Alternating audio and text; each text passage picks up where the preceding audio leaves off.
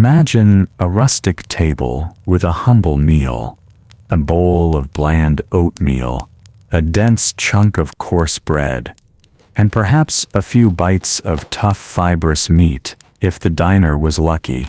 This sustained most people in the medieval era. While kings and nobles feasted on lavish multi-course banquets, the average peasant subsisted on a diet as scarce as it was monotonous. In the humble homes of medieval peasants, the air was not perfumed with intoxicating fragrances of cinnamon, ginger, or nutmeg. These exotic spices, brought from distant lands by brave merchants along the Silk Road, were an unattainable luxury, an exclusive privilege of the elite. For most, the palette of flavors was far more austere, dominated by pungent garlic, spicy mustard, and sour vinegar, the only affordable condiments to lend some life to their meals. The monotony of the peasant diet was sharpened by a desperate scarcity of fresh produce. Without refrigeration, fruits and vegetables were mere seasonal apparitions. Those fortunate enough to own a small plot could grow onions, leeks, and cabbages, hardy vegetables that offered only a sliver of variety to a diet overwhelmingly dependent on cereals. Bread and porridge, made from barley, rye, and wheat, formed the immutable base of every meal, sometimes supplemented by legumes like peas and beans. This diet staved off hunger, but its severe deficiency in essential nutrients was a silent sentence, manifesting in widespread malnutrition that left generations stunted and frail. For the medieval peasant, meat was more a dream than a regular reality. A fortunate family might keep a pig, a few chickens, or even a cow, but these animals were valuable assets, not to be slaughtered lightly. Meat was reserved for weddings, religious festivals, or when an animal could no longer serve another purpose. When available, every part was used. Offal and scraps were a common pillar of the peasant diet. Small game caught by trapping or poaching offered supplements, though poaching, in royal forests, was a grave crime, punishable by mutilation or death.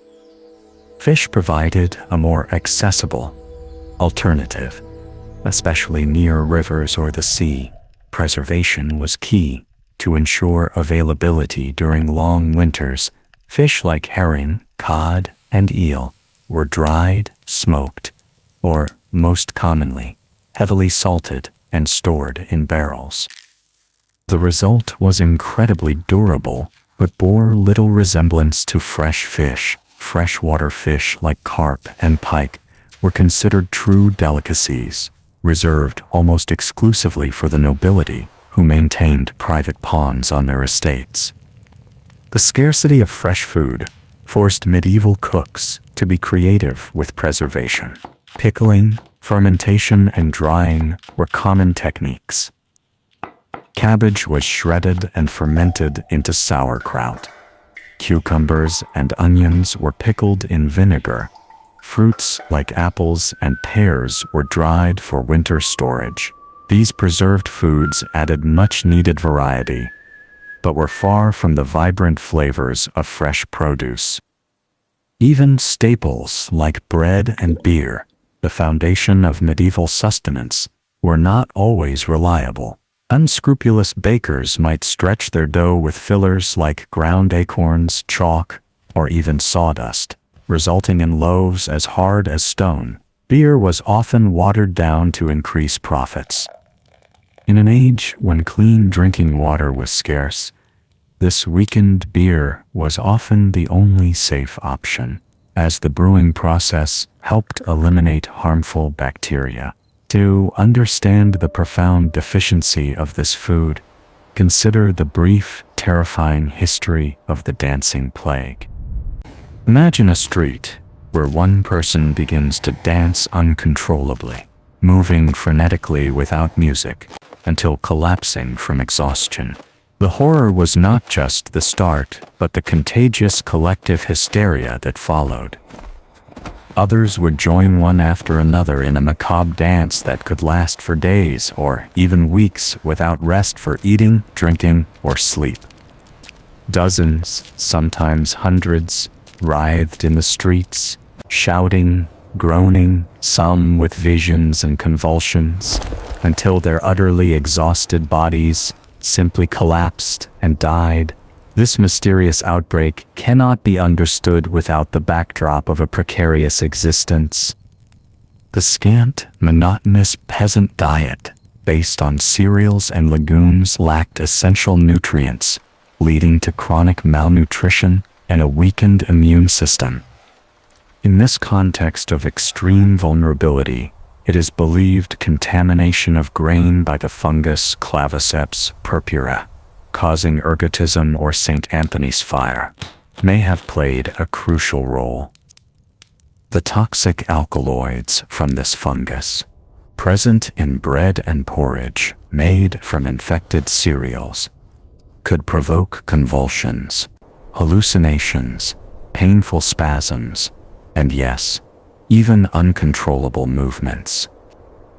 What was then perceived as demonic possession or a divine curse is now interpreted as a tragic confluence of factors. The physical fragility of a malnourished population, the psychological tension of living in an era marked by plague, famine, and superstition, and possible intoxication from contaminated food.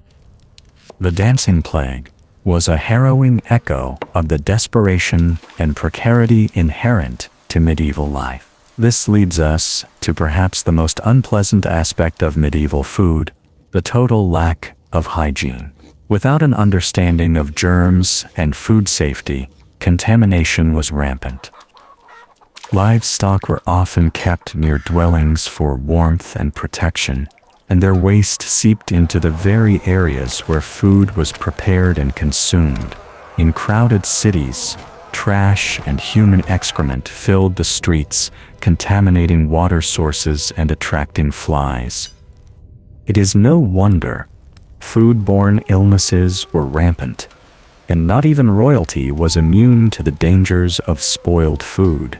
The fate of King John of England, central figure of the Magna Carta, is often associated with a less glorious, quite mundane end. Legend says he died from a fatal indigestion after a binge. His last feast reportedly included an excessive amount of fresh peaches and new Sadira combination that, in the medieval era, was a considerable health risk. Peaches, if not perfectly ripe or clean, could carry bacteria. New cider, with its incipient fermentation, could result in high sugar content and potentially disruptive yeasts and bacteria. The most likely consequence of this immoderate feast was a severe case of dysentery, an intestinal infection causing acute diarrhea, abdominal cramps, and often fever. For someone of the king's stature, with access to the best doctors of the time, who ironically had very limited knowledge of infectious diseases and rehydration, dysentery could be mortal. Without modern electrolytes and intravenous hydration, severe dehydration and bodily salt imbalance could quickly lead to organ failure and death. The story of King John serves as a somber reminder of how even royalty was at the mercy of the food and sanitary conditions of the Middle Ages. The specter of disease was never far from the medieval table. The Black Death, which wiped out a third of Europe's population in the 3rd century, spread in part due to unsanitary conditions that allowed rats and fleas to proliferate. Food markets were particularly notorious as hubs of pestilence, with flies buzzing around meat stalls and rodents scurrying below. It is a miracle anyone survived the dangers of medieval food. Yet, even facing scarcity and disease, there were flashes of gastronomic hope. Monasteries and abbeys, often served as refuges of relative abundance, with well-tended gardens and orchards providing a variety of fresh produce. Monks were known for their culinary skills, and some even wrote cookbooks, offering a glimpse into the more refined cuisine of the upper echelons. For the nobility, banquets were an opportunity to display their wealth and power. A royal feast could include dozens of dishes, from roasted swan and peacock to delicate pastries. Spices, wine, and ale flowed freely, creating an atmosphere of gluttonous revelry.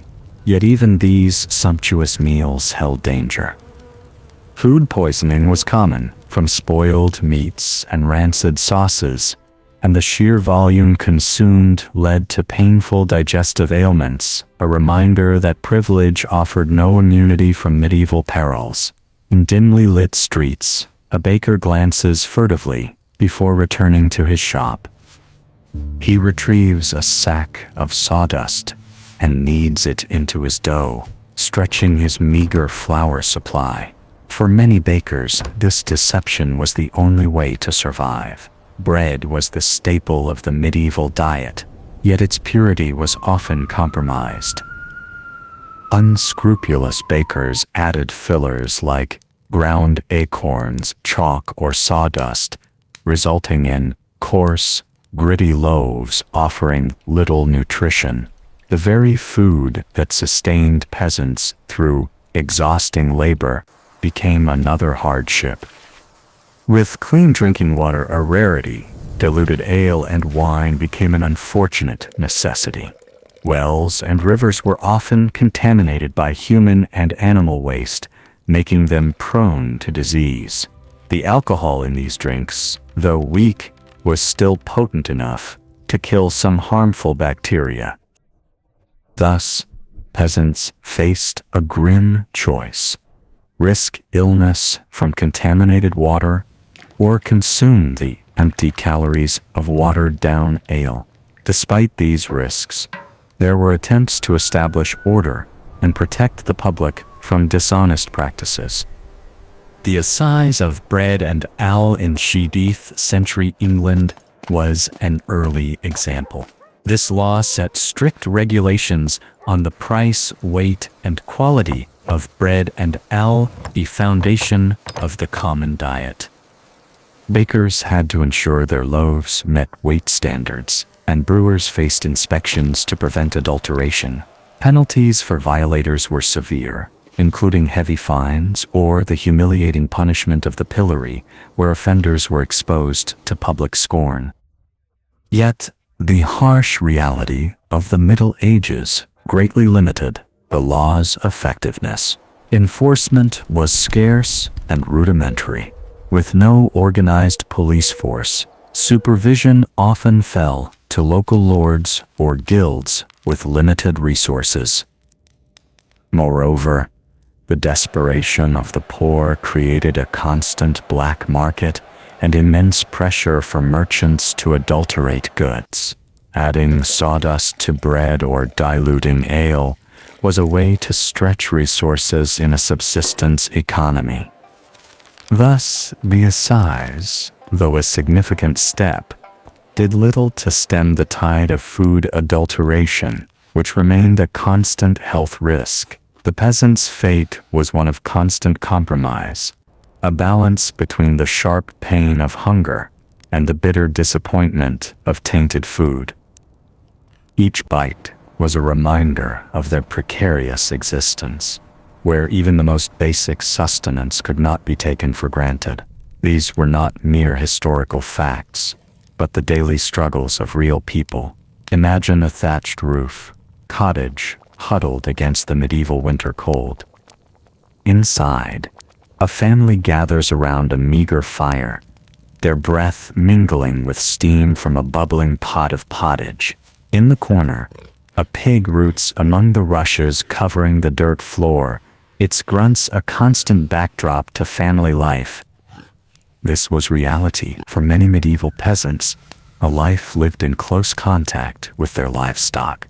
Animals were often kept indoors for warmth and security, their manure and debris mixing with the straw and rushes that served as the only floor covering.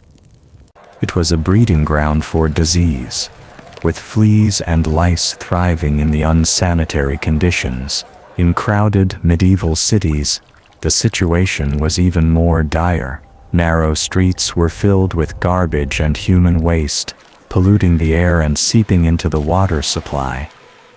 In London, the River Thames served as both a drinking water source and a dump for the city's refuse.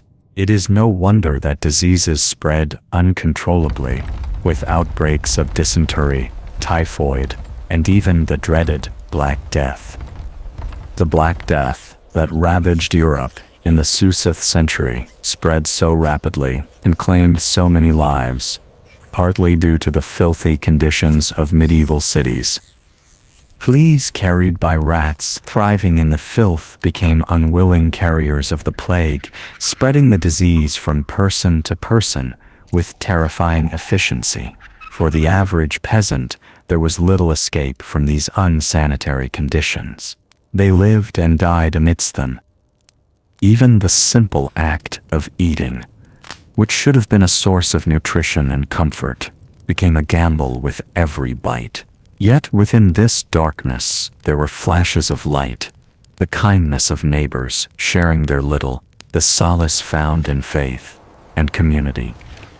The tolling of church bells marked the rhythm of life in medieval Europe for peasants toiling in the fields.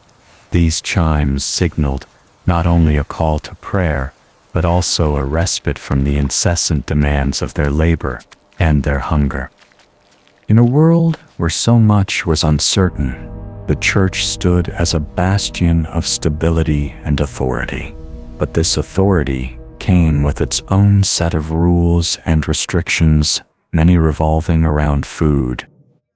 The Catholic Church imposed frequent fasts and meatless days, particularly during the penitential season of Lent. For 40 days before Easter, the faithful were expected to abstain from meat, dairy, and eggs, a difficult task for those already struggling to put food on the table.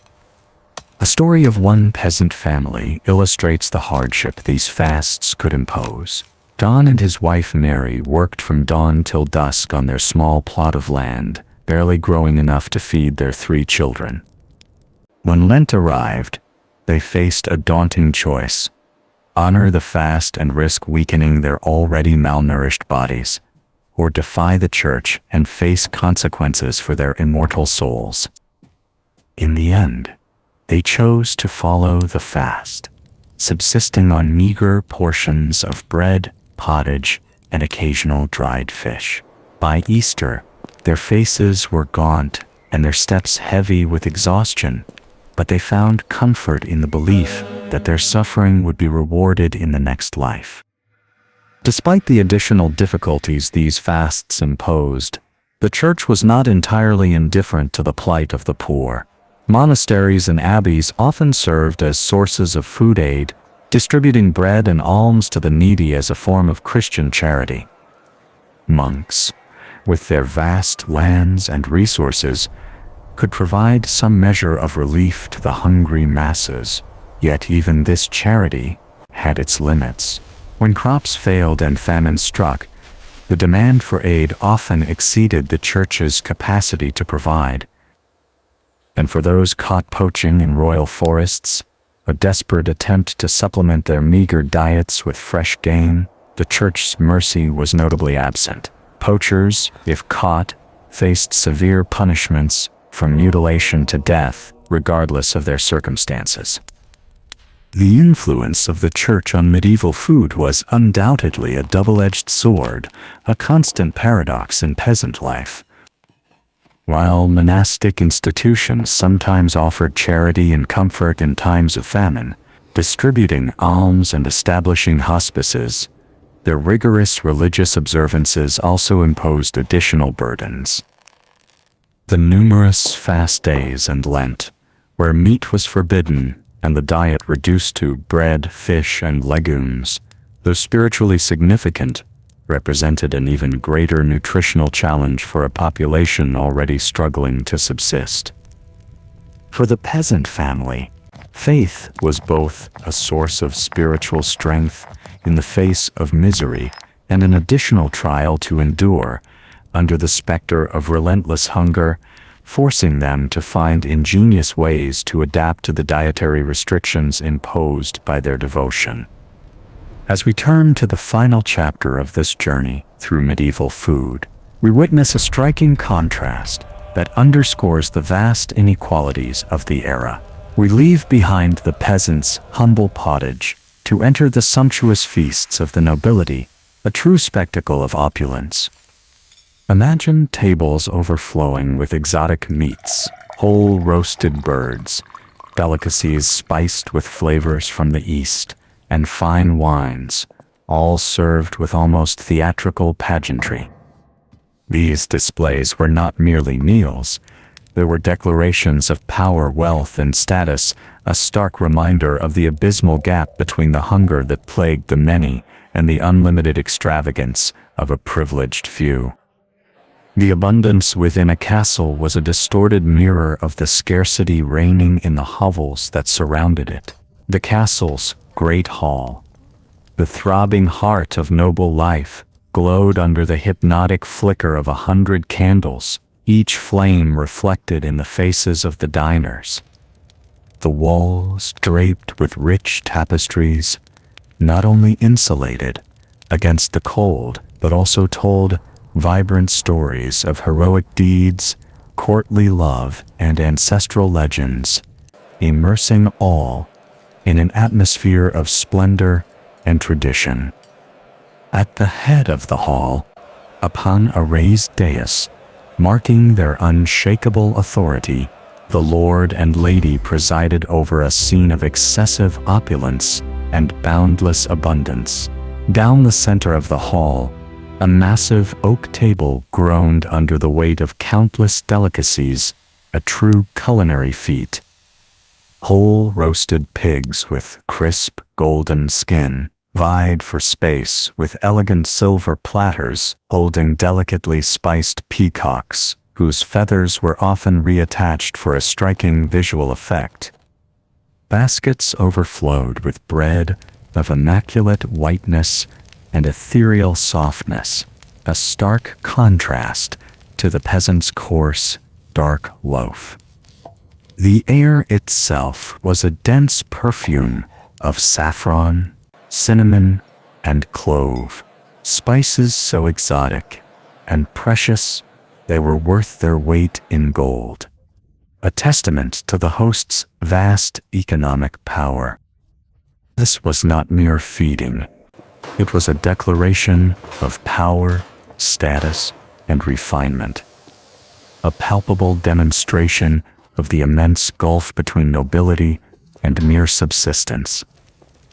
Behind the glamorous facade of the great hall, the castle kitchens were a whirlwind of feverish activity, a true theater of culinary creation. There, the master cook, a figure of immense importance and skill, orchestrated a symphony of flavors and aromas. With authoritative voice, he directed his legion of subordinates, who moved with frantic efficiency, turning meats over open flames, stirring giant pots of complex stews, and plating elaborate subtleties with utmost care. These were true works of art, sugar sculptures of intricate castles, majestic unicorns, and mythological dragons, designed not just for the palate, but to delight the eye and provoke awe. For the cook, this feast was a golden opportunity to exhibit his art and ingenuity, to solidify his reputation within the court, and, with each impeccable dish, secure his lord's favor. As the feast progressed, the nobles gorged on an endless parade of dishes. They tore into tender roast venison, a privileged game, sipped creamy almond soups made with luxurious ingredients, and savored the delicate blanc manger, an exotic preparation of shredded chicken, rice milk, and sugar. that demonstrated the era's culinary sophistication. All this was washed down with cups of richly spiced wine from distant vineyards and foaming ale, more potent and refined than the commoner's brew.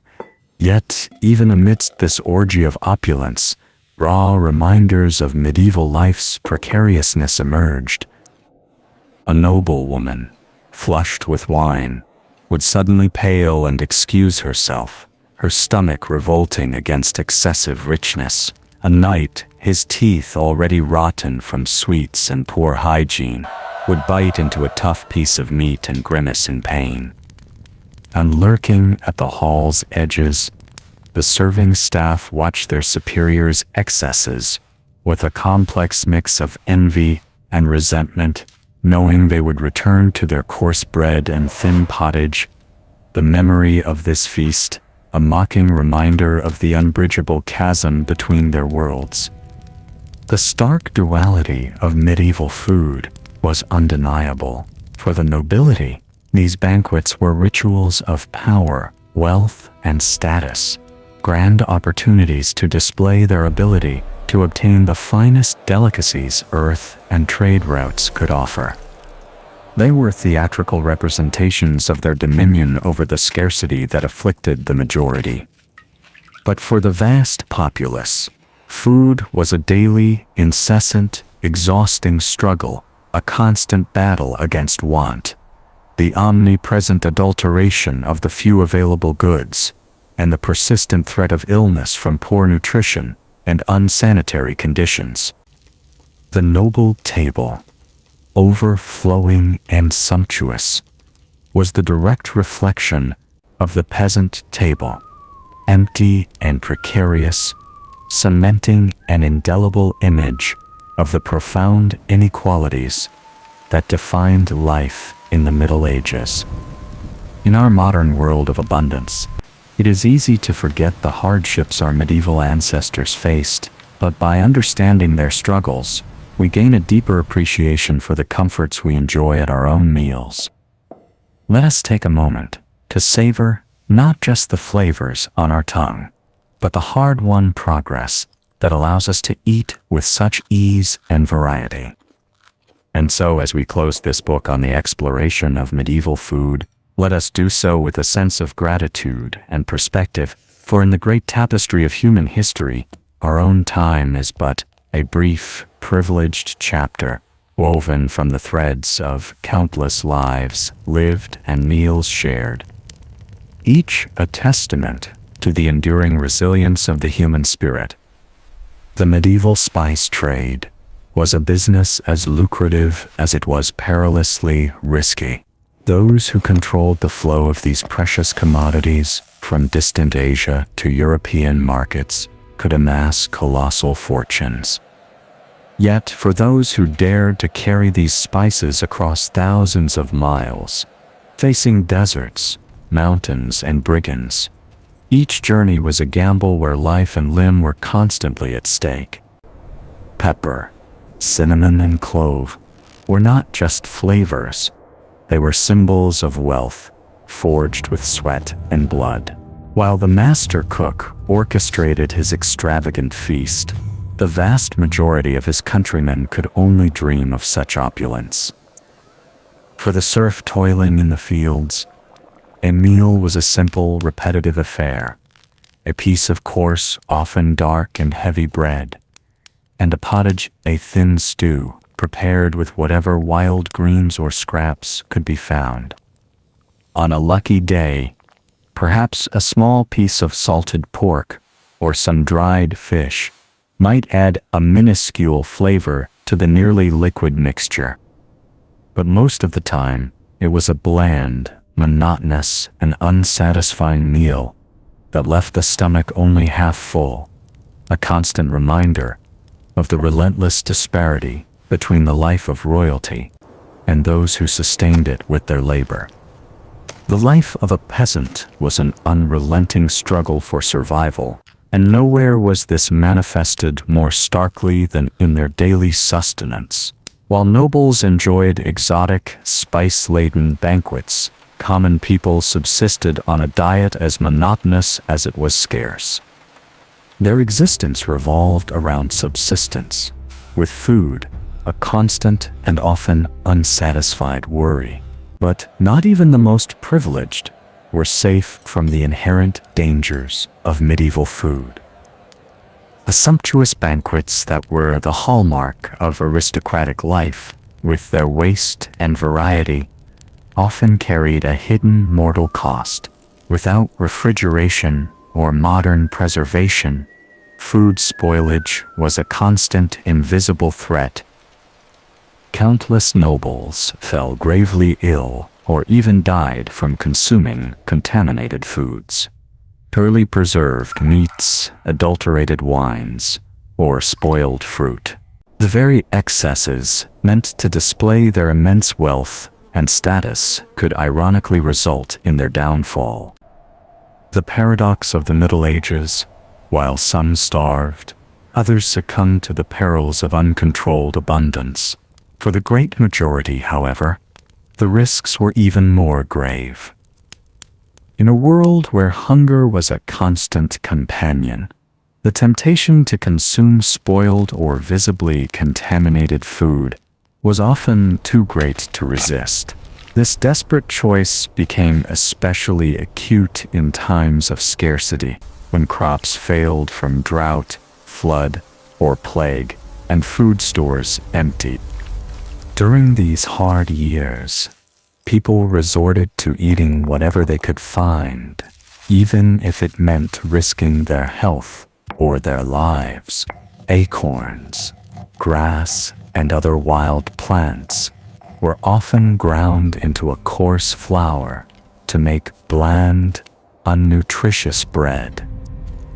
Desperation was such that even animals that had died of disease were consumed despite the obvious risk of contracting the same ailment or a worse one. In these moments of extreme need, the line between survival and death blurred, and the act of eating became a cruel game of chance. Even in the best of times, medieval food was often adulterated in ways unthinkable today. Unscrupulous bakers stretched their dough with fillers like sawdust or chalk, while brewers watered down their ale to increase profits. Such practices were not only dishonest but dangerous, capable of causing serious illness or death. The alewife, selling her brew in the village tavern, was a common figure and often bore the brunt of the community's suspicion and resentment if her ale was weak or sour. She could be accused of adulterating it with harmful substances or even of practicing witchcraft. In a world ruled by superstition, the line between a bad batch of ale and a mortal poison was often blurred. Despite the many challenges, medieval people were not devoid of small joys and consolations that allowed them to endure adversity. For the peasant family, gathered around the hearth, at the end of a long day of exhausting labor, a simple meal of bread and pottage was not just physical sustenance. It was a sacred moment of respite and unity. In the warmth of their humble dwelling, they shared not only food, but the day's experiences, worries, and hopes, forging unbreakable bonds against a hostile world. This humble act of eating together became an anchor of stability and affection. And for the monks and nuns, dedicating their lives to prayer and service in monasteries, the austere diet prescribed by their religious orders was not a deprivation, but a source of spiritual nourishment and discipline. Renouncing carnal pleasures and adopting a simple, often vegetarian or pescatarian diet due to fasting rules was seen as a path to purifying the soul and achieving a greater connection with the divine. In frugality, they found not only purpose, but a profound inner peace and a strength that allowed them to transcend the material hardships of the outside world. But even in the monasteries, dotting the medieval landscape, food was not always a source of comfort or sustenance. During the holy season of Lent, when Christians were expected to fast and abstain from meat, the already limited diets of religious orders were restricted further. For 40 long days, they would subsist on little more than bread, water, and occasionally vegetables or fish.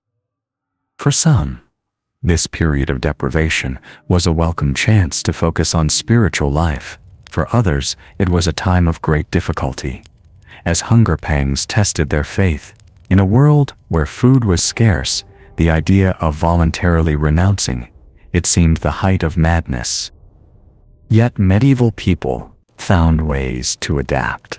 They learned to preserve food through salting, smoking, and drying, making the most of scarce ingredients and finding joy in life's simple pleasures. The story of medieval food is one of resilience. It reminds us how far we've come in terms of abundance, and how much we still share with our ancestors as we face our own challenges, from climate change to modern pressures. When we sit before meals with dazzling variety, it is easy to forget the sacrifices that brought us here. Understanding this history grants a deeper appreciation for our abundance. So, the next time you bite into an apple or taste warm bread, reflect on the long journey. Remember the scarcity of the peasant diet, the danger of adulteration, and the ever-present threat of famine. Think also of the nobility's opulent banquets, and the irony that even they were not safe from contaminated food. Give thanks to the countless generations of farmers, the ingenious cooks, and all who labored to put food on our tables. They left a legacy of resilience and creativity. Every bite echoes their struggle. If a medieval peasant were transported to a modern supermarket, the experience would be overwhelming. They would marvel at the immense abundance and variety, the exotic fruits from distant lands available in any season, the refrigerated displays of fresh meat without trace of heavy salting, and the endless aisles of packaged foods.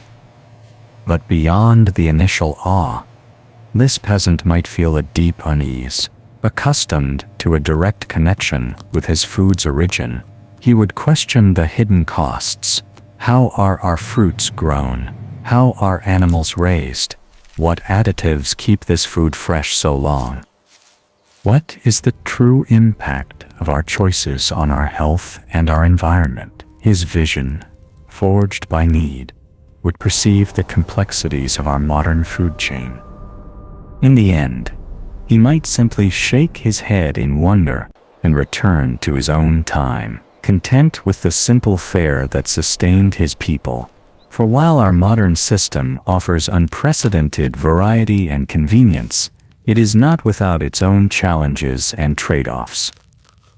Just as the medieval peasant learned to make do, to find joy amidst scarcity, we too must learn to navigate our own complex food landscape.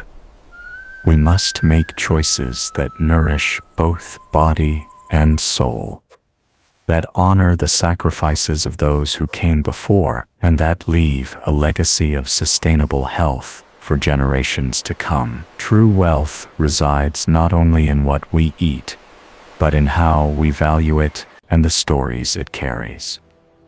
In the fascinating history of medieval bread production, one figure truly stands out: the 3rd century mystic Saint Hildegard of Bingen.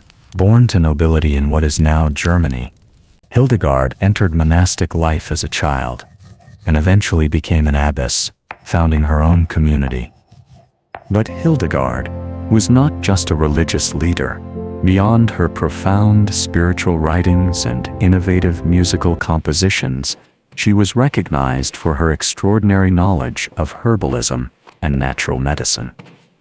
In an age when understanding of nutrition was rudimentary, she wrote extensively on the properties of grains and the importance of proper diet. Her texts reveal a surprisingly modern view of how food influences body and mind long before science validated such ideas. Hildegard sought not only spiritual salvation, but physical well-being through conscious diet, offering practical advice that shows her acute observation and multifaceted genius.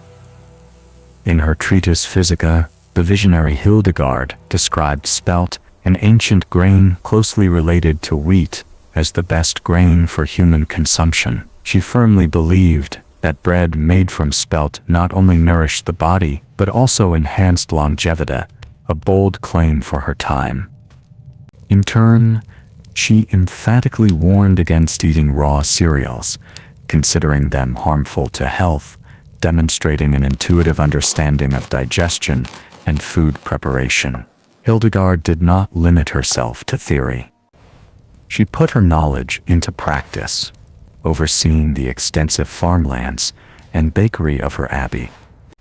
Under her guidance, the nuns of Bingen produced high-quality spelt bread that not only fed the monastic community, but was generously distributed to the sick and poor of the surrounding area, a show of charity and the practical application of her beliefs. Although spelt remained a luxury item, out of reach for most peasants of the time, Hildegard's advocacy for it as a healthier alternative to common wheat was remarkably prescient. Indeed, modern nutritional science has vindicated many of her claims, showing that spelt has a higher protein content and is for many people easier to digest than highly processed modern wheat. Her legacy underscores how ancestral knowledge sometimes aligns, surprisingly, with contemporary discoveries. The life and work of Saint Hildegard of Bingen offer us a privileged view of the crucial role bread played in medieval society.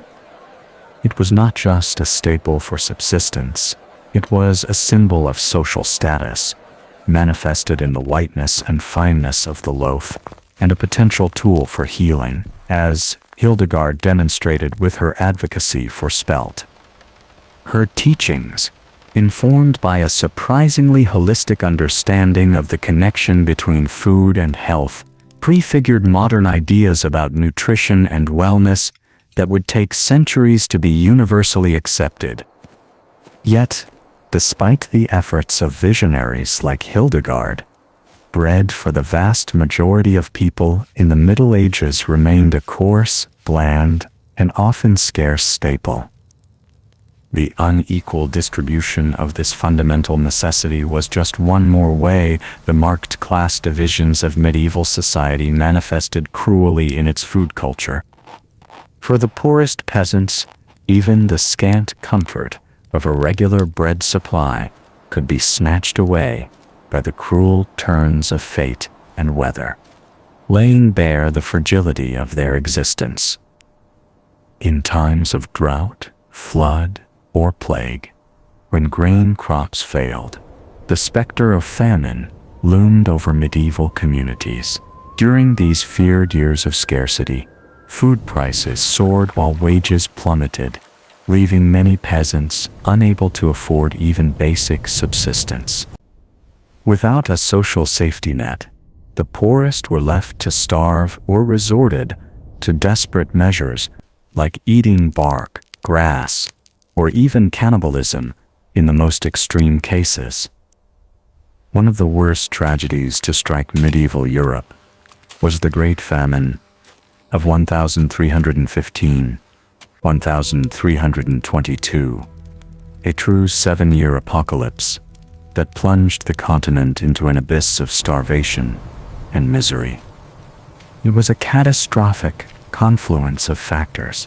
Climate change brought unusually cold and wet summers, destroying harvests, while endless wars drained resources, disrupting food production and transport. The chronicles of the time paint a grim and heartbreaking picture of human suffering. The Flemish monk William of Nantes left chilling testimonies. Men ate dogs, horses, cats, and other unclean things, he wrote. What is even more disturbing, and a reflection of the deepest despair, is his claim that some men, it is said, compelled by hunger, ate the bodies of executed criminals, and some poor people even ate their own children. The famine struck with particular virulence in regions like the Netherlands and Scandinavia, where mortality rates soared, reaching between 10 and 25% of the population in some areas. In the German city of Erfurt, the famine years saw a chilling average of 16 deaths per day, compared to only 2 per day in normal times, a harrowing testimony to the devastating impact of a lack of food on medieval life, even in the best of times. The threat of hunger was never far from medieval peasants. Their precarious existence, always at the mercy of the elements and the whims of their lords, meant that food insecurity was a constant companion. The grim reality of famine cast a long shadow over the medieval world, serving as a reminder of the fragility of life in an era before modern agriculture and social welfare. It was a world where even the most basic need for bread could not be taken for granted, and where the specter of starvation lurked just one bad harvest away. In the medieval world, where a full stomach was a luxury, food held a meaning we can scarcely grasp. Meat was a luxury sharply divided by class. For most peasants, it was a rare commodity, often the tough, fibrous cuts from old animals no longer useful for milk or labor. Beef was particularly rare, as cattle were too valuable to slaughter. Pork and poultry were somewhat more common, but still considered luxuries. This access varied by region. In Slavic and Scandinavian areas, freshwater fish was the primary animal protein. Hunting was a fiercely guarded privilege of the nobility, a clear manifestation of feudal power. The staggering inequality is captured in records from King Richard II's kitchens in 1387, which prepared hundreds of animals for a single feast. In stark contrast, a peasant family might eat meat only a handful of times a year, at religious festivals like Christmas and Easter, and even then it was scant, preserved by salting or drying. Yet, following the Black Death's devastation in the mid-6th century, the surviving peasantry briefly tasted abundance. The catastrophic labor shortage granted them unprecedented bargaining power. Wages doubled or tripled, and more peasants could afford to raise livestock for their own tables, supplementing their usual porridge and bread with occasional chicken, pork, or even beef. It was an unexpected golden age for a class, accustomed to deprivation. It did not last. The landed nobility, alarmed by this shift, retaliated fiercely. They implemented laws to freeze wages at pre-plague levels and attempted to retie peasants to the land through legal and fiscal measures. The tensions between an emboldened peasantry and a reactionary aristocracy erupted in the brutal Peasants' Revolt of 1381. Though it was crushed with ruthless violence and its gains largely reversed, the revolt stands as a testament to the plague's transformative impact. For a brief, brilliant moment, common people in England lived a life less constrained by scarcity. For most of the Middle Ages, however, meat remained a rare and coveted delicacy, a potent symbol of status. In castle halls, nobles feasted on roasted game and fine birds, while in peasant huts, a piece of salted pork or a fibrous chicken leg was a hard-won treat to be savored. This disparity in access to a basic food underscores the harsh inequalities that defined the era, where the chasm between rich and poor was as wide as the distance between a king's banquet table and a peasant's empty bowl. This small pleasure was also strictly regulated by the immense power of the Church. The Catholic calendar was filled with fast days and meatless days, most significantly, the 40 days of Lent preceding Easter. During this time, the consumption of all meat, dairy, and eggs was forbidden, leaving the faithful to subsist on fish, vegetables, and bread. For the wealthy, this was a minor inconvenience, offset by imported luxuries and well-stocked fish ponds.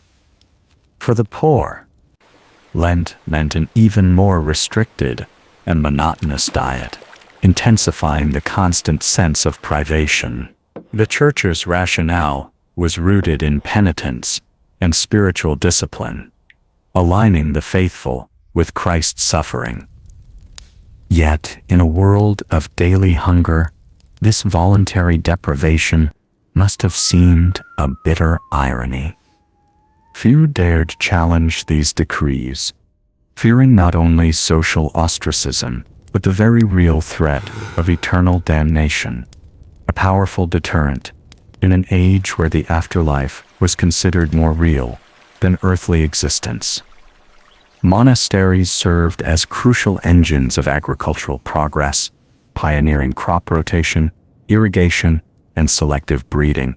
They preserved classical knowledge on food preservation and operated as vital charitable institutions, distributing bread and ale to the needy and running hospices.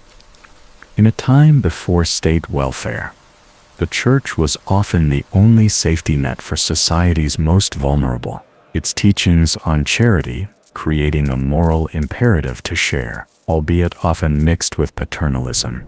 As the late Middle Ages progressed, the culinary divide only widened. Europe entered a period of colder temperatures and climatic disruptions known as the Little Ice Age. Crop yields plummeted due to droughts, floods, and untimely frosts, sending food prices soaring and leaving many unable to afford basic sustenance. Paradoxically, while agricultural production suffered, the population decline from plague had led to labor shortages and higher wages for survivors, though this advantage was fleeting. In response to social tension and a desire to reassert dominance, the nobility and emerging merchant class doubled down on conspicuous consumption, using lavish feasts as a brazen display of wealth and status. The gulf between the full and the empty plate had never been more profound. In the grand halls of Europe, opulent feasts became the norm, with parades of exotic dishes and gilded peacocks serving as declarations of power. Meanwhile, the poor survived on whatever misery they could find. In times of extreme scarcity, many were reduced to famine bread, a desperate mix of peas, beans, acorns, and even sawdust. Others foraged for wild plants or hunted any animal they could catch, from small rodents to crows, a clear sign of the reigning desperation. Yet, in the kitchens and gardens of common folk, the seeds of a more vibrant food culture were being planted. Women, the anonymous heroines of medieval kitchens, used creativity and ingenuity to extract flavor and nutrition from the humblest ingredients. Through traditions of pickling, preservation, and foraging, they transmitted knowledge that would sustain their communities and lay the groundwork for culinary revolutions to come. In communal ovens and shared village meals, they cultivated a spirit of solidarity and resilience as sustaining as any loaf of bread.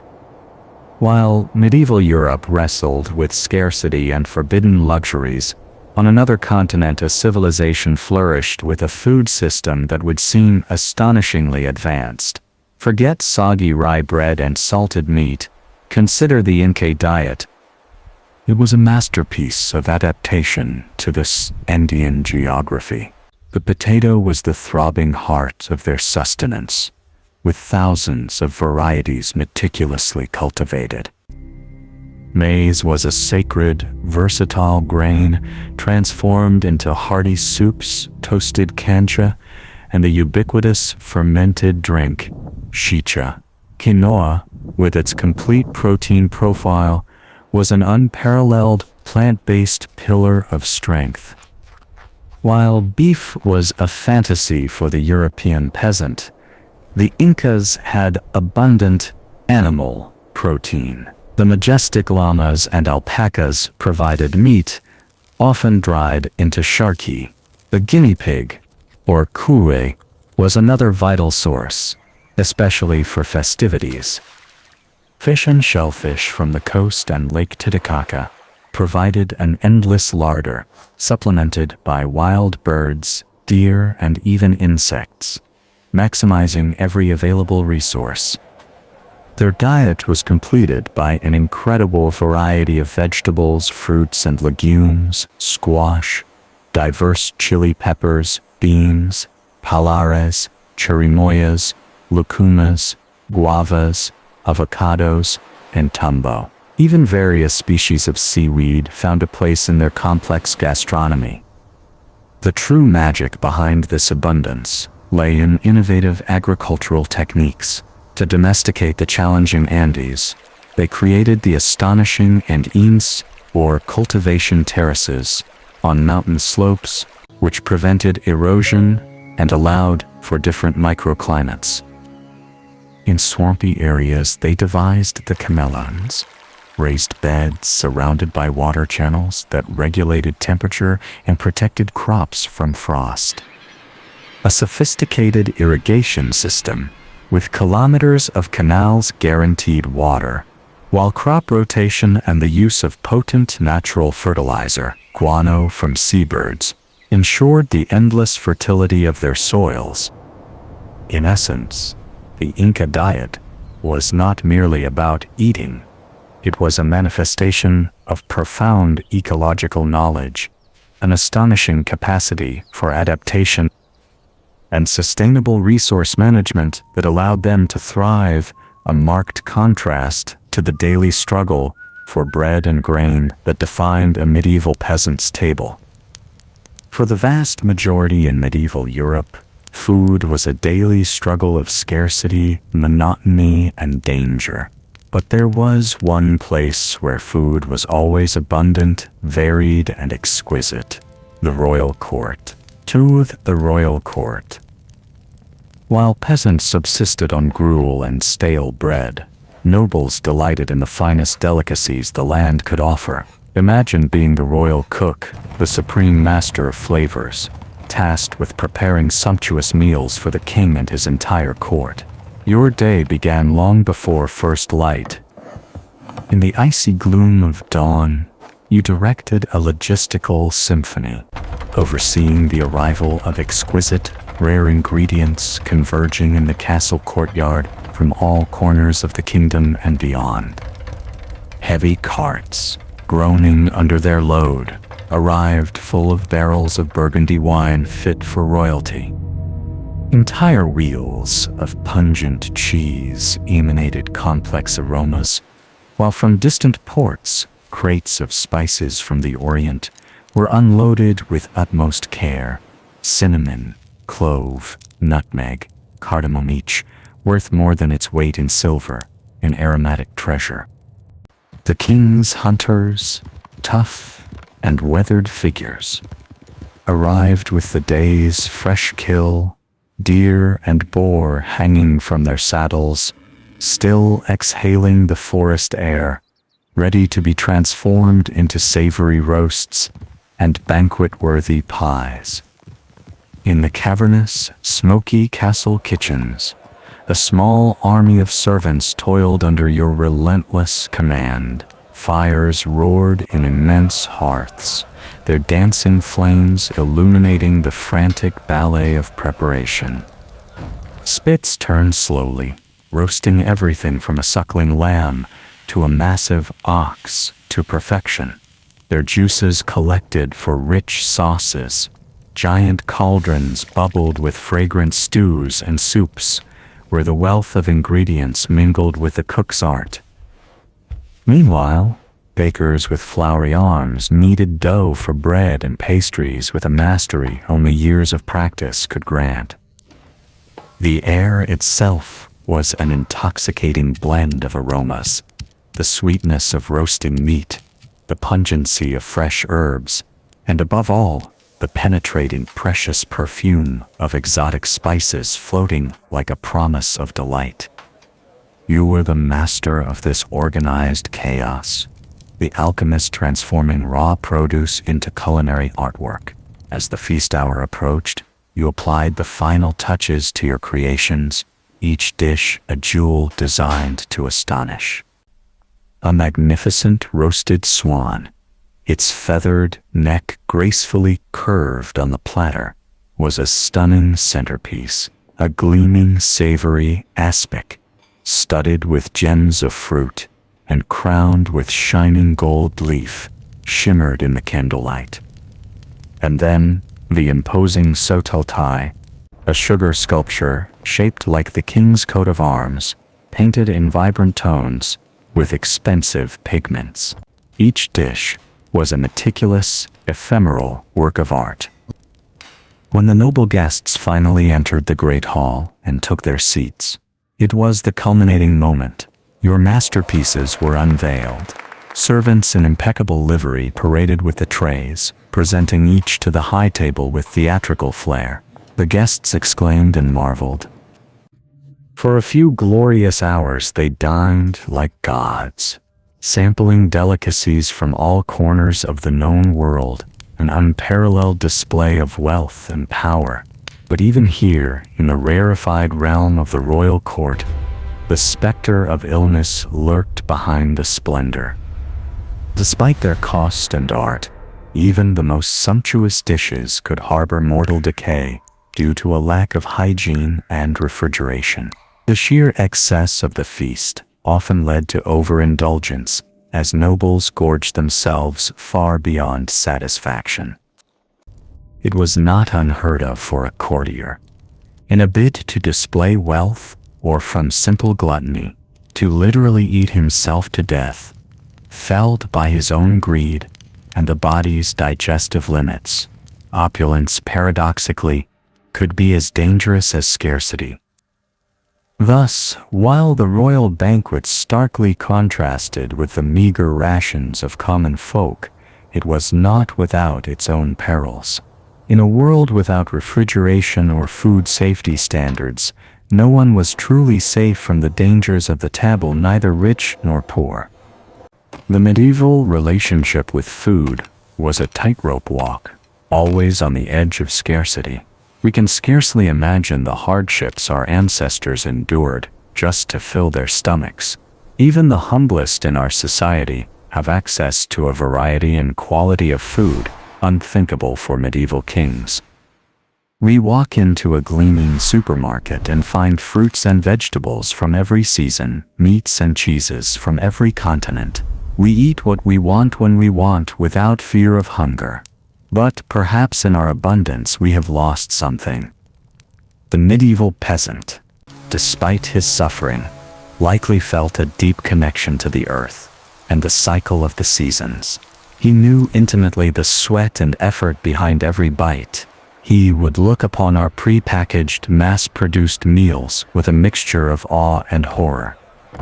As the sun set over the bustling port city of Venice, a spice merchant named Lucas disembarked from his ship.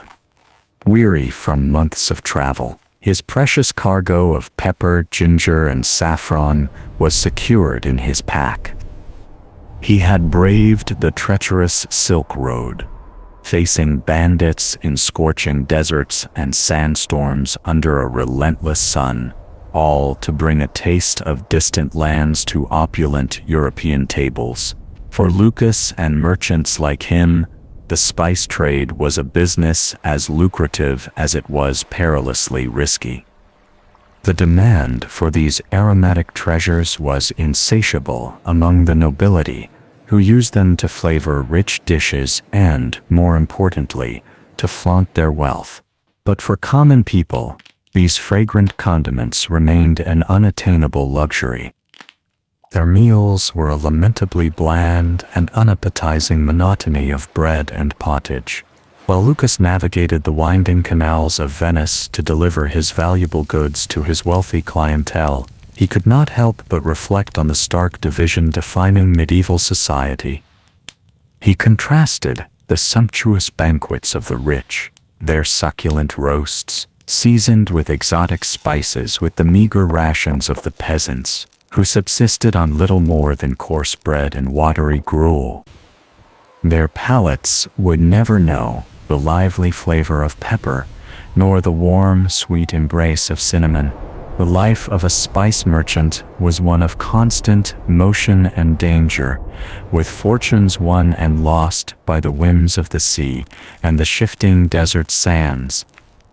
Lucas had endured his share of hardships, attacks by marauding bandits, treacherous mountain passes, and the ever-present threat of disease, but he pressed on, driven by the promise of riches and the thrilling uncertainty of the unknown. As he made his final deliveries and counted his earnings, Lucas could not shake the feeling that, despite all the wealth and prestige the spice trade brought him, it remained a bitter reminder of the deep inequalities plaguing medieval society. While he dined on saffron stews and fragrant spiced wines, the common folk went to bed with empty stomachs, their dreams haunted by the alluring aromas wafting from the kitchens of the elite. With a heavy heart, Lucas retired to his luxurious villa for the night, knowing that the next day he would set sail again for distant lands, chasing the promise of fortune, and leaving behind a world where the simple pleasure of a tasty meal remained an unattainable dream for most. Some patrons grumbled over the missing ale. Angelica, the brewer, deflected their questions, her guilt a sharp stone in her gut. Survival in this world of scarcity demanded compromises. As the tavern emptied, she surveyed the empty jugs and meager coins, a bitter testament to her trade's harsh reality. Her mind, already heavy, turned to the coming month's struggle. For her and countless others, the line between right and wrong blurred before desperation, yet they persevered, driven by a frail hope for a better life. In a palace kitchen, the royal cook, Wam, moved with concentrated pride amidst opulent preparations. Succulent roasts, vibrant fruits, and delicate pastries surrounded him, a testament to courtly wealth. Yet, a deep unease gnawed at him. He knew the stark chasm between this feast and the common folks' scant meals. Serving the first course, he watched the nobles' delighted faces, a fleeting satisfaction, but as the revelry grew, his thoughts turned to the hungry faces beyond the palace walls, to bellies never full. When the last dishes were cleared, he slumped against a wall, heart heavy. He dreamed of a world where food was a right, not a privilege, a distant, starlit fantasy. Until then, his skilled hands would remain stained with the guilt of the abundance he crafted and the poverty it perpetuated. Reflecting on medieval food culture's harsh realities, we feel gratitude for modern abundance. Yet, hunger's specter still haunts our world. The fight for food justice continues, demanding collective compassion and resolve. We draw strength from our ancestors, resilience those who worked calloused hands in field and kitchen. We must move forward, fighting for a world where harvest's joy is shared by all. This struggle is about our shared humanity, the bonds of empathy across time. It is a worthy dream to transform legacy from scarcity to hope. For the peasant, toiling from dawn till dusk, such palace extravagance was unimaginable. Their existence was a monotonous cycle of thin barley pottage, coarse bread, and on rare occasions, a bit of tough. Seasonal shifts offered slight relief. Spring greens, summer's wild apples, autumn's brief grain abundance, before the dreaded winter. Then, families huddled by smoky fires, stomachs clenched, rationing meager stores. Starvation was a constant shadow. Even skilled artisans or monks ate only slightly better. Their diets remained sparse. Ale, the common drink, was a small comfort, often adulterated by unscrupulous brewers. Life was precarious, lived at the mercy of the elements and a noble's whim, where every mouth was both a blessing and a burden. Dishonest bakers could mix precious wheat, flour with cheaper grains, bran, or even sawdust. Such deceptions were officially condemned and harshly punished if discovered, yet the desperate realities of the age made them all too common. This was a world where food was a daily struggle, a relentless cycle of work and hunger for all but a privileged few.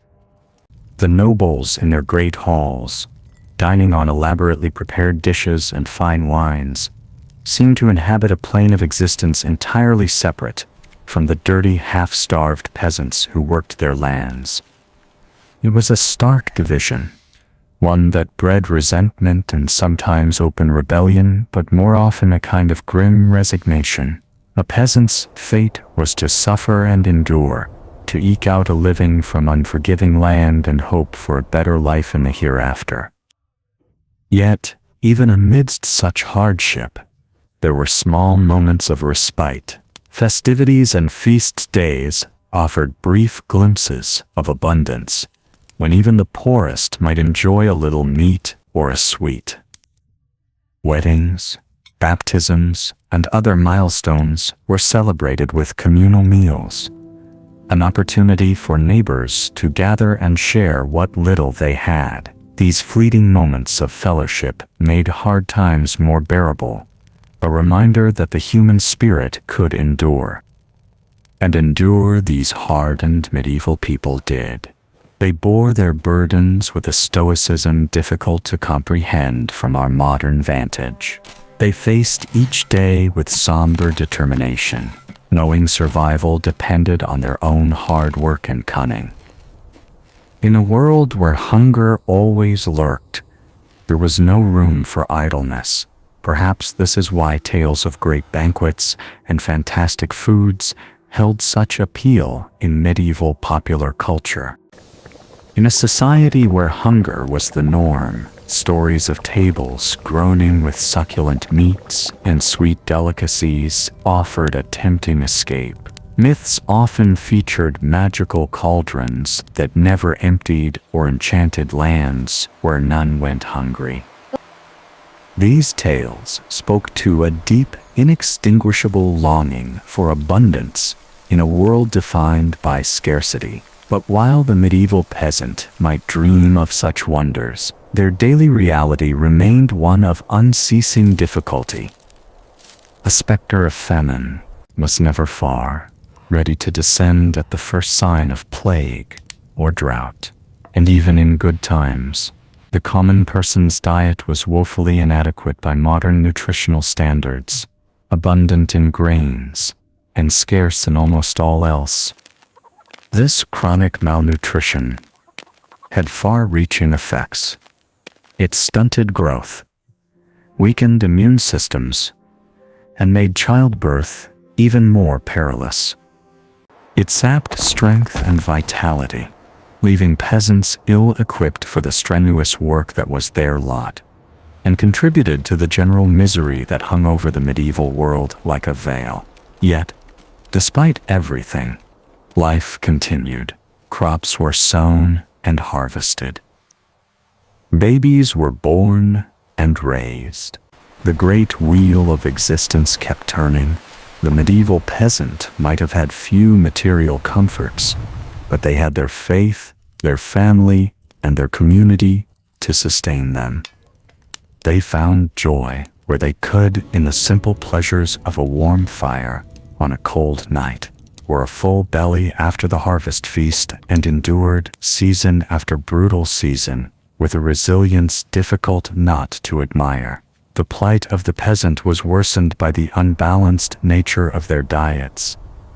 While the nobility delighted in a cornucopia of meats and fruits, the average serf subsisted on a scant diet dominated by cereals. Pottage, porridge, and coarse bread formed the basis of their sustenance.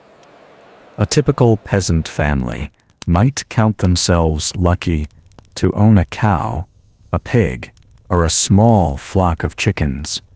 Yet the milk, eggs, and meat these animals provided were rare treats, reserved for special occasions. Most often, any surplus was sold or paid as rent to their feudal lord, leaving little for the family's own consumption.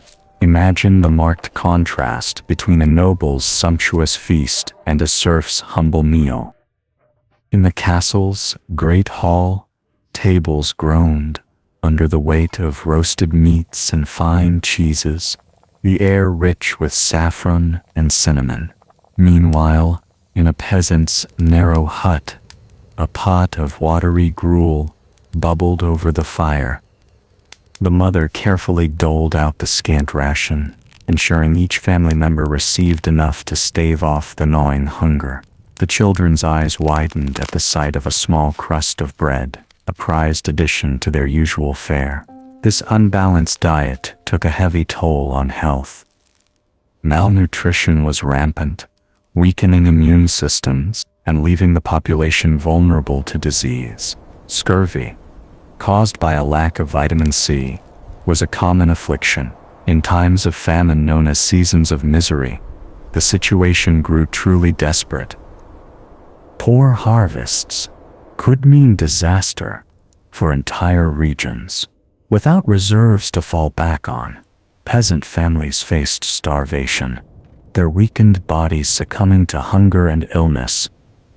The chronicler Henry of Livonia described an early 3rd century famine, where peasants, driven to despair, resorted to eating dogs, cats, and even corpses.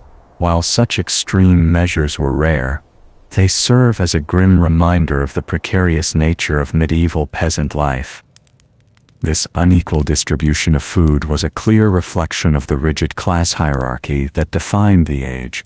While the nobility enjoyed a varied and abundant diet, the great majority lived on the edge of starvation, their meals a monotony of misery. This disparity would persist for centuries, turning to another scourge of the population: adulterated food and drink. In an age before strict regulation, unscrupulous merchants often resorted to cutting corners and cheating their customers for profit. A common target was bread, a staple of the medieval diet. Bakers, seeking to stretch their scarce flour, mixed in a variety of unpleasant additives: ground acorns, chalk, sawdust, even ground bones. The resulting loaf was often dense, gritty, and lacking in both beer and wine, the preferred drinks of the era, were also subject to manipulation. Unscrupulous brewers and vintners would water down their products to increase profits, resulting in weak, insipid beverages that did little to quench thirst or lift spirits. The story of Angelica the Brewster illustrates the temptation to adulterate. A widow struggling to make ends meet, Angelica relied on the scant profits from her small brewing operation. In a particularly hard year, with grain prices soaring, she made the fateful decision to water down her beer, stretching her limited supply to sell more volume. At first, her deceit went unnoticed. But word soon spread of the weak, tasteless drink, and her once loyal customers began to seek other breweries. Angelica's reputation was ruined, and she was forced to close her doors, leaving her family facing an uncertain future. As we delve deeper into the realities of medieval food, it becomes increasingly clear that the romantic image of a rustic, abundant past is far from the truth. For the great majority, eating was a daily struggle plagued by scarcity, monotony, and the ever-present specter of adulteration. In a world where food was literally a matter of life or death, the medieval peasant had little choice but to make do with the meager sustenance they could secure. But the challenges of medieval eating were not limited to the quality and quantity of the food itself. The very environment in which people ate was often a source of discomfort and even danger. In our next chapter, we will explore the unsanitary conditions that plagued the medieval world and how they contributed to the overall misery of the culinary landscape. Imagine, if you will, a typical peasant dwelling. The small, cramped space was shared not only by its human occupants, but by a varied assortment of farm animals. Chickens pecked at the earthen floor, while a pig rooted in a corner for scraps. The air was thick with the pungent aroma of unwashed bodies, animal manure, and wood smoke escaping from a central fire with no adequate chimney. In such close quarters, the line between living space and barnyard was often blurred. Livestock were kept inside not only for their safety, but for the vital warmth they provided during the cold winter months. Yet this practice came at a high cost to sanitation and hygiene. Animal waste, combined with a general lack of cleanliness and the absence of proper latrines, created a perfect breeding ground for disease. Flies buzzed incessantly, spreading filth from surface to surface. The very food peasants relied on for survival was often contaminated by the unsanitary conditions of its preparation and consumption. The consequences were grave and democratic, respecting no social status. Digestive ailments, parasitic infections, and food poisoning were common, sapping the strength of the entire population. Even the highest levels of society were not immune, as tragically illustrated by the story of King John of England.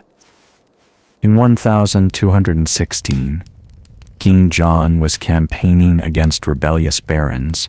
While staying in the town of Lynn, he feasted on peaches, a rare and exotic delicacy. Unbeknownst to him, the peaches had been stored incorrectly and had likely begun to rot, developing dangerous toxins. Consumed by hunger or perhaps gluttony, John ate his fill, only to fall violently ill soon after, afflicted by severe dysentery and high fever. His health deteriorated rapidly. Despite his grave state, he continued his campaign, but his weakened body left him vulnerable. Crossing the treacherous tidal flats of the Wash, his baggage train was lost to the rising waters, taking his crown jewels and other treasures.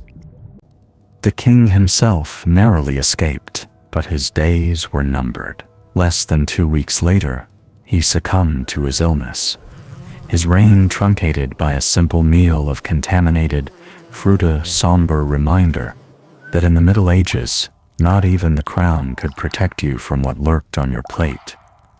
King John's fate, while perhaps more dramatic than most, was not uncommon in a world where food safety was a rare luxury. The medieval landscape was a veritable minefield of potential dangers, from spoiled meat to contaminated water sources. Even the air itself could be a source of peril, as the miasma theory prevailed. According to this belief, bad smells and foul air were the primary culprits in spreading disease. Medieval cities, with their narrow, sunless streets, heaps of rotting refuse, and lack of basic sanitation, were considered particularly noxious environments. The stench of human waste decomposing food and pollution from nascent industries mixed into a miasmatic brew, believed to be the source of all manner of ailments and plagues.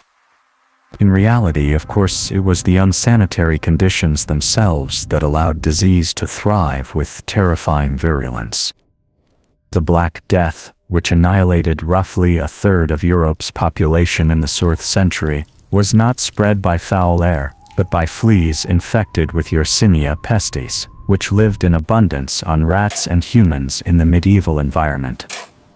The crowded, filthy conditions of medieval cities, with their waste-filled streets and overcrowded dwellings, provided an ideal environment for the disease to take hold and spread like wildfire, ignoring social barriers. The impact of unsanitary conditions on medieval food culture cannot be overstated. It was not merely a matter of unpleasant smells and occasional bouts of illness, but an omnipresent, mortal threat that loomed over every meal.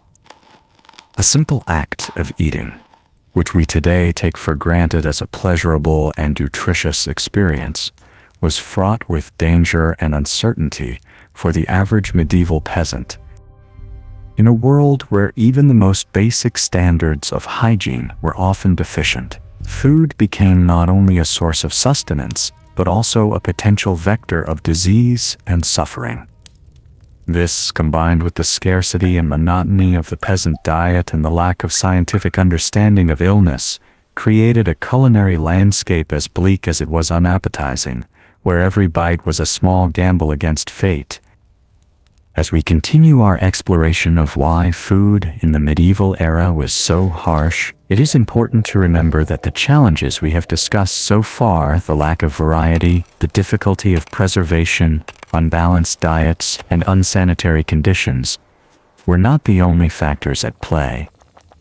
In our next chapter, we will focus our attention on the role of the Church in shaping the culinary habits of the age, and how religious doctrine often aggravated the already considerable difficulties faced by the average medieval diner. But first, let us take a moment to reflect on the incredible resilience and adaptability of our ancestors. Faced with unimaginable adversity, they found ways to survive and even prosper, leaving a legacy that continues to shape our world to this day. As we sit down to our own meals, let us spare a thought for the medieval peasant, whose daily struggle for sustenance was a testament to the indomitable human spirit. For the medieval peasant, the hardships of daily life were compounded by the strict religious doctrines of the Catholic Church. In a society where the Church held immense power and influence, its teachings and edicts permeated every aspect of life, including the most basic of human needs. Food. Central to the Church's dietary restrictions were the concepts of fasting and abstinence.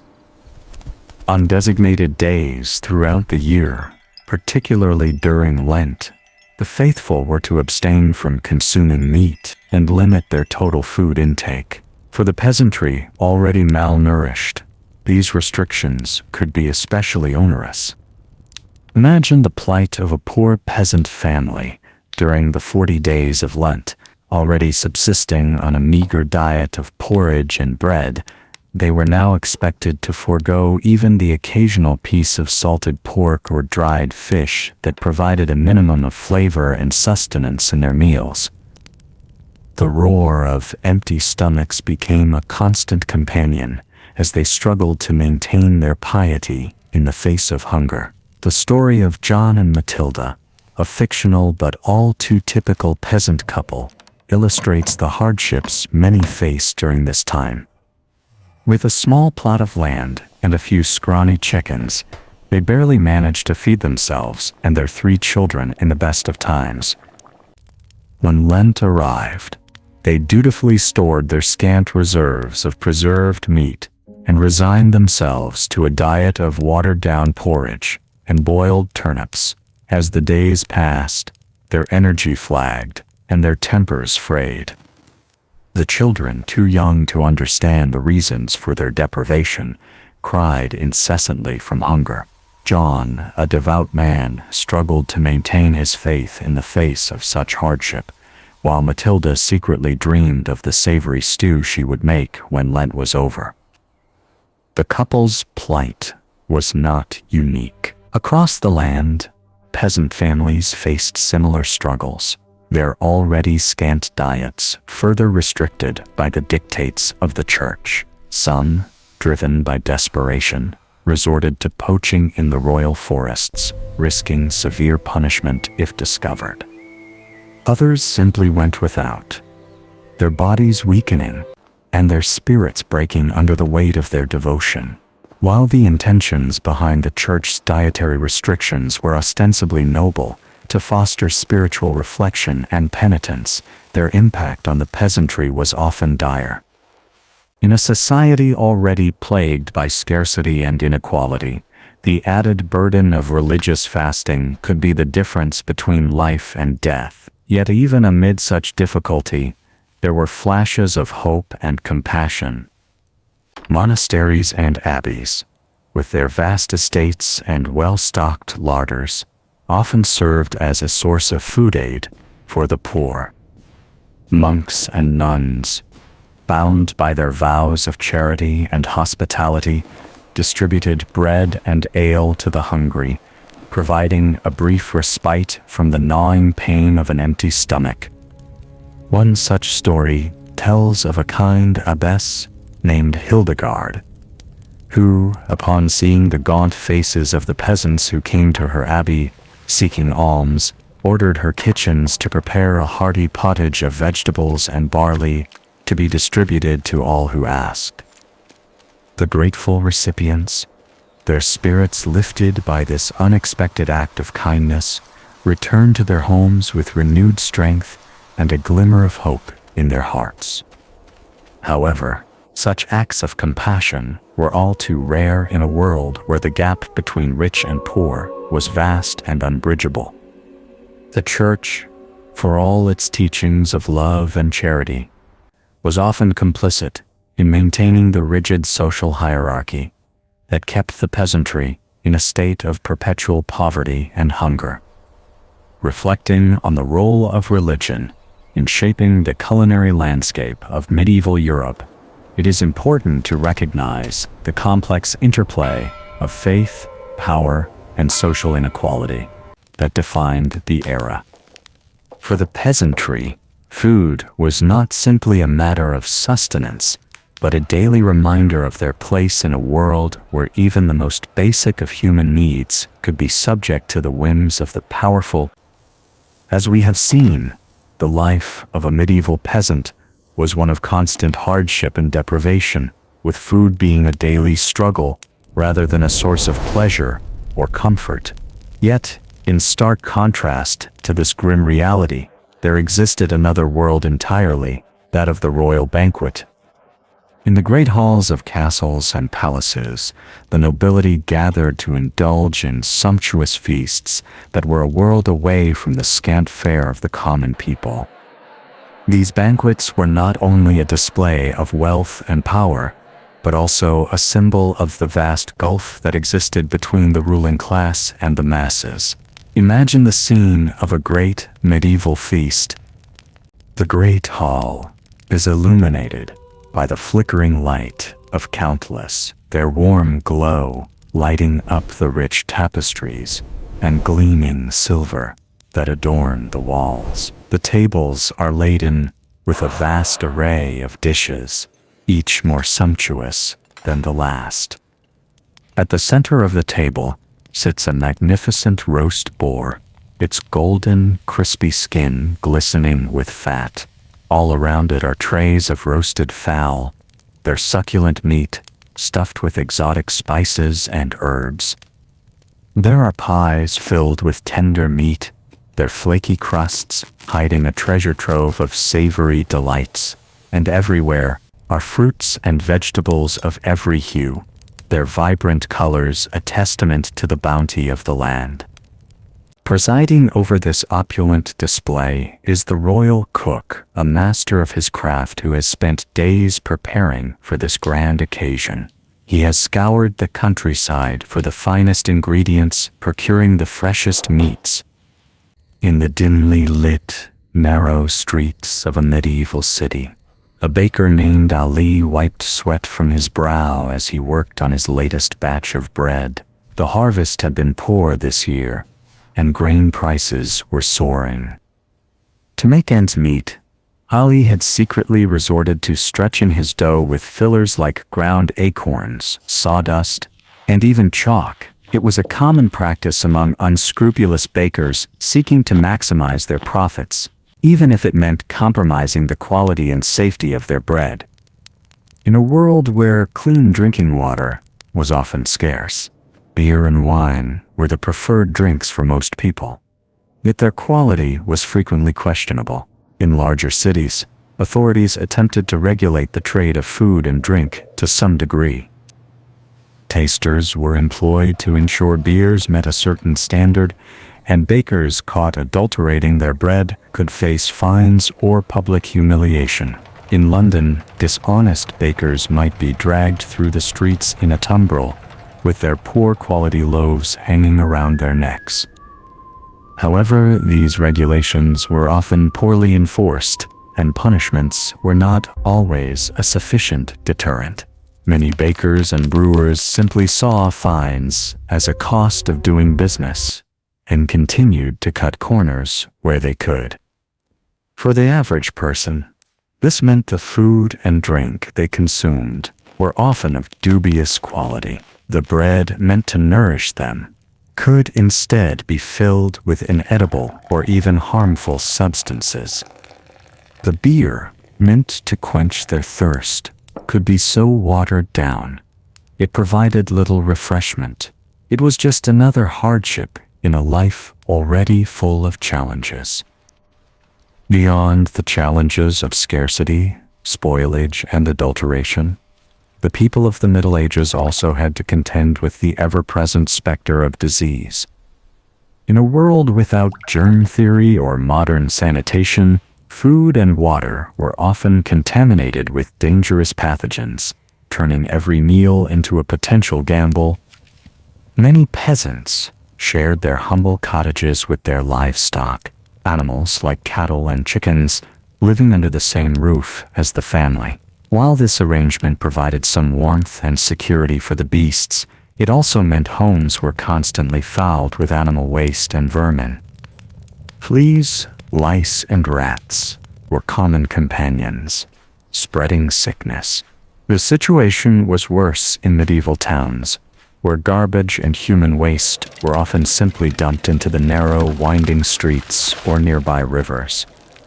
Without understanding germ theory, people lived in close proximity to filth, creating the perfect breeding ground for disease to flourish. It is no wonder medieval people had such short lives, with illness carrying off young and old alike. In this environment, food was not just sustenance, but a potential vector of suffering and death. Even the nobility was not immune. The tragic story of King John of England serves as a warning. In 1216, while on a military campaign, the king gorged himself on peaches and cider, only to fall violently ill and die days later. Modern historians suspect the true culprit was likely food poisoning from contaminated fruit. The greatest plague of the medieval world, the Black Death, was partly facilitated by the unsanitary conditions in which people lived. The plague spread via rats and fleas that thrived in the filth of medieval towns. With garbage accumulating and hygiene standards virtually non-existent, it was only a matter of time before the pestilence took hold, wiping out a third of Europe's population. It is a somber picture, but it is important to remember that medieval people were not ignorant of or indifferent to cleanliness. Monasteries and hospitals often had strict hygiene rules, and medieval housewives took pride in keeping their homes as spotless as possible. But in a world without refrigeration, adequate sewer systems, or clean running water, little could be done. Every day was a battle against the forces of decay and contamination, and too often those forces won. So the next time you enjoy a meal in a clean, modern kitchen, think of your medieval ancestors who fought that battle every day of their lives with the odds firmly against them. It is a testament to human resilience that people manage to survive and even occasionally thrive on such a scarce and unreliable food supply. The sheer monotony of gruel and pottage is enough to make one grateful for the simple pleasure of a crisp apple or a well-spiced curry. Of course, we still face challenges in our modern food system: inequality, waste, environmental degradation. But we have also made incredible advances since the days of rancid meat pies and thin gruel. We have a greater understanding of nutrition, of food safety, of the importance of variety and balance in our diets. We have the ability to preserve and transport food across great distances, to enjoy flavors from all over the world in our own kitchens. So the next time you sit down to eat, take a moment to savor it. Appreciate the complex interplay of flavors, the freshness of the ingredients, the skill of the preparation, and think of our medieval ancestors who endured so much hardship and hunger in the face of such scarcity.